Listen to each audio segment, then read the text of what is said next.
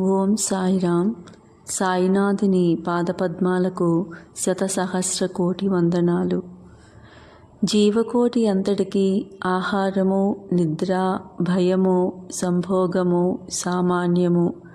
మానవునికి వికాక మరొక ప్రజ్ఞ కలదు, అది జ్ఞానము. దీని సహాయముననే మానవుడు భగవత్ సాక్షాత్కారమును పొందగలడు. ఇంకే జన్మ అందునో దీనికి అవకాశం లేదు. ఈ కారణం చేతనే దేవతల సైతము మానవ జన్మను ఈర్ష్యతో చూచెదరు. వారు కూడా భూమిపై మానవ జన్మమెత్తి మోక్షమును సాధించవలనని కోరుదరు. కొంతమంది మానవ జన్మము చాలా నీచమైనదనియు, చీము, రక్తము, మలములతో నిండి ఉండుననియు, తుదకు శిథిలమై రోగమునకు మరణమునకు కారణమగుననియు అనిదరు. కొంతవరకు అది కూడా నిజమే. ఎన్ని లోపములు ఉన్నప్పటికీ మానవునకు జ్ఞానము సంపాదించు శక్తి కలదు.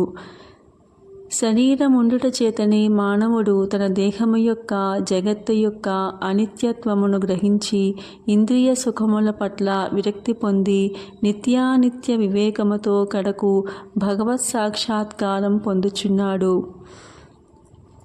శరీరము మలభూయిష్టమైనదని నిరాకరించినచో మోక్షమును సంపాదించు అవకాశం పోగొట్టుకొనుదము. దేహమును ముద్దగా పెంచి విషయ సుఖములను మరిగినచో నరకమున పడెదము. ఉచిత మార్గమేమన దేహమున శ్రద్ధ చెయ్యకూడదు, దానిని లోలత్వముతో పోషింపను కూడదు. తగు జాగ్రత్త మాత్రమే తీసుకొనవలను. గుర్రపు రౌతు తన గమ్యస్థానము చేరు వరకు గుర్రమును ఎంత జాగ్రత్తతో చూచుకొననో అంత జాగ్రత్త మాత్రమే తీసుకొనవలను. ఈ శరీరమును మోక్ష సాధన లేక ఆత్మ సాక్షాత్కారము కొరకు వినియోగించవలను. ఇది జీవుని పరమావధి అయి ఉండవలను. భగవంతుడు అనేక జీవులను సృష్టించినప్పటికీ అతనికి సంతృష్టి కలగలేదు. ఎందుకనగా భగవంతుని శక్తిని అవేవియు గ్రహించలేకపోయినవి. అందుచేత భగవంతుడు ప్రత్యేకముగా మానవుని సృష్టించెను. వానికి జ్ఞానమని ప్రత్యేక శక్తినిచ్చెను. మానవుడు భగవంతుని లీలలను, అద్భుతమైన కార్యములను, సేముషి విజ్ఞానమును చూచి పరవశమొందినప్పుడు భగవంతుడు మిక్కిలి సంతృష్టి చెంది ఆనందించును. అందుచే మానవ జన్మ పొందుట, లభించుట గొప్ప అదృష్టము. బ్రాహ్మణ జన్మ పొందుట అందులో శ్రేష్టము. అన్నింటికంటే గొప్పది సాయిబాబా చరణారవిందములపై సర్వస్వ శరణాగతి చేయు అవకాశం కలుగుట. మానవ జన్మ విలువైనదనియు, దానికెప్పటికైనను మరణము అనివార్యమనియు గ్రహించి మానవుడెల్లప్పుడూ జాగరూకుడై ఉండి జీవిత పరమావధిని సాధించుటకే యత్నించవలెను.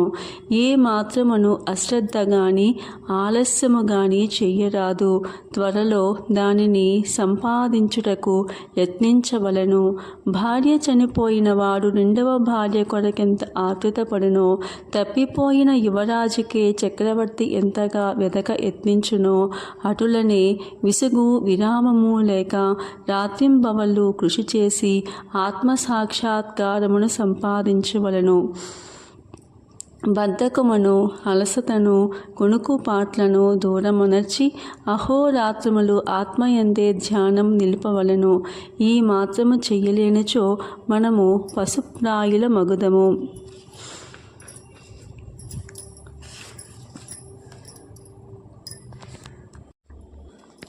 నా భక్తుని ఇంట్లో అన్నవస్త్రములకు ఎప్పుడూ లోటు ఉండదు. నాయందే మనస్సు నిలిపి భక్తి శ్రద్ధలతో మనఃపూర్వకముగా నన్నే ఆరాధించువారి యోగక్షేమములను నేను చూచెదను. కావున వస్త్రాహారముల కొరకు ప్రయాసపడవద్దు.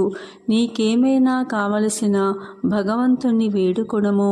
ప్రపంచంలోని కీర్తి ప్రతిష్టలకై ప్రాకులాడుట మాని దైవము యొక్క దర్బారులో మన్ననలు పొందుటకు, భగవంతుని కరుణా కటాక్షమును సంపాదించుటకు యత్నించుము.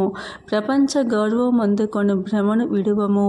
మనస్సునందు ఇష్టదైవము యొక్క ఆకారమును నిలుపుము. సమస్తేంద్రియములను మనస్సును భగవంతుని ఆరాధన కొరకే నియమింపుము. ఇతరముల వైపు మనస్సు పోనివ్వకము.